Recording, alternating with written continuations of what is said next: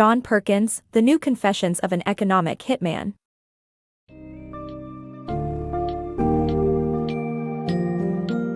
Dive into the intriguing world of The New Confessions of an Economic Hitman by John Perkins as our summary unravels the secret tactics of economic hitmen (EHMs), who use debt as leverage to promote U.S. interests around the globe. Discover how EHMs, working behind the scenes for private corporations, manipulate world leaders by doctoring financial reports and utilizing bribes, extortion, and even coups to secure loyalty and benefit large U.S. interests. We take a comprehensive look at Perkins' own eye-opening journey into the realm of EHMs, exploring the complex web of corporate power and influence through real-life examples such as Ecuador and the FIFA corruption scandal.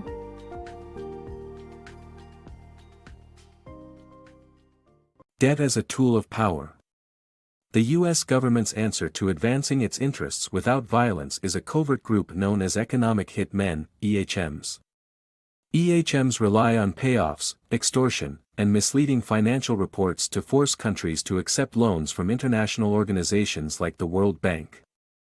Once indebted, the U.S. can influence policy decisions and benefit its corporations and investors. If leaders refuse to cooperate, EHMs instigate coups and rigged elections.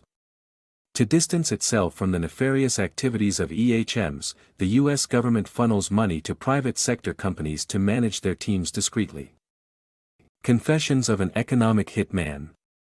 John Perkins, a young business administration student in 1968, joined the Peace Corps and was later employed by Chas T. Main Incorporated as an economic forecaster.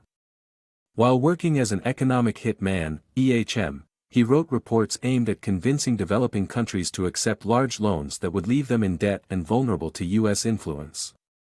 The loans were tied to hiring American contractors such as Main, with the terms guaranteeing the company's prosperity. Perkins witnessed coups, assassinations, money laundering, and corruption resulting from his activities and eventually left Main in 1980. Correa's journey to national control. Rafael Correa, the new president of Ecuador in 2006, sought to take control of Ecuador's natural resources. However, his administration inherited massive debts that forced him to make difficult concessions. Correa refused to sell all of the oil under the Amazon rainforest to oil companies as suggested by the International Monetary Fund. The EHMs attempted to assassinate him when he tried to renegotiate Ecuador's oil contracts. As a result, in the following years, Correa's policy decisions were not as revolutionary as his campaign had led voters to expect. He began auctioning off Ecuador's rainforests to placate EHMs and pay off the country's debts. Indigenous communities protested, and the demonstration sparked enough media attention that no U.S. companies showed up to bid on the land. The FIFA scandal obscured a bigger banking conspiracy. Corporatocracy, a network linking corporations, banks, and governments enabled the work of economic hitmen.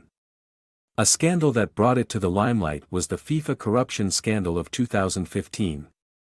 While this was just a distraction, 5 of the world's largest banks had formed an alliance called the Cartel, whose goal was market manipulation through Forex.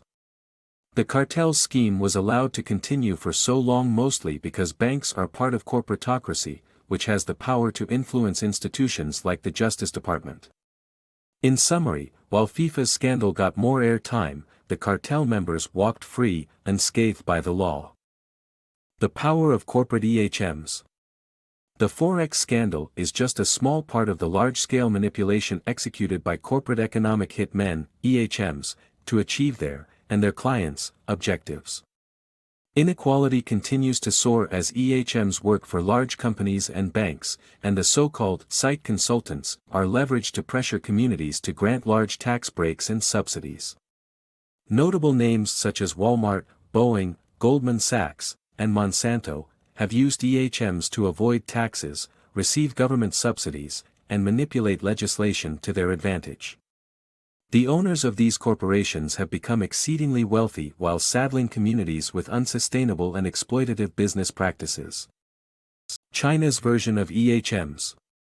The book describes how China has developed its own version of EHMs by taking notes on the U.S. foreign policy tactics used by Washington. With its EHMs, China has followed a similar approach, using debt and fear to expand its power and wealth. The book shows how Beijing provides countries with loans and ensures the longevity of its factories rather than pushing free trade agreements.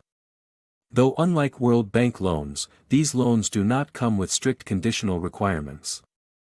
The book argues that under this new system, China has become more powerful and influential over other countries, just as the US has been under its system.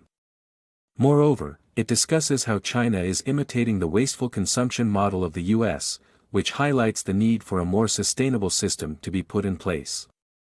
Rather than fearing China, the book suggests that countries should focus on changing their mindsets, consumption habits, and the way they consume products and information to build a more sustainable world. Transitioning from a death economy. The book describes how economic hitmen use fear, debt, and other tools to promote predatory corporate capitalism, resulting in a death economy that ravages nations and individuals. The author urges readers to shift their mindsets to build a life economy that emphasizes sustainable practices, renewable energy, and community banking systems. Readers can take small steps to shift towards a life economy by consuming responsibly, supporting ethical organizations, engaging politically, and speaking out against injustices. Transitioning to an ethical life economy. The book suggests that businesses can transform the current death economy into a life economy by aligning their goals with values, incorporating ethical practices, ensuring fair wages, and committing to diversity and inclusion. As a business leader or consumer, you can use these tips to guide your demand for more equitable business practices.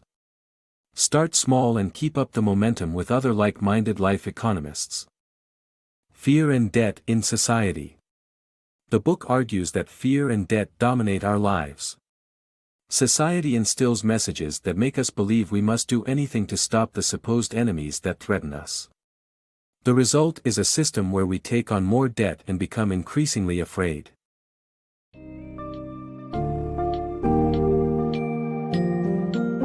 In conclusion, The New Confessions of an Economic Hitman offers a compelling insight into the world of EHMs and their role in promoting U.S. interests at the expense of developing nations. By using debt as leverage, these agents manipulate economies and political landscapes, ultimately perpetuating a death economy that exploits both people and resources. Perkins offers solutions to challenge this status quo, suggesting the need for a life economy focused on sustainability and ethical business practices. Individuals are encouraged to become engaged in activism, responsible consumerism, and striving for changes in the political sphere to break free from the destructive grip of the corporatocracy and EHMs.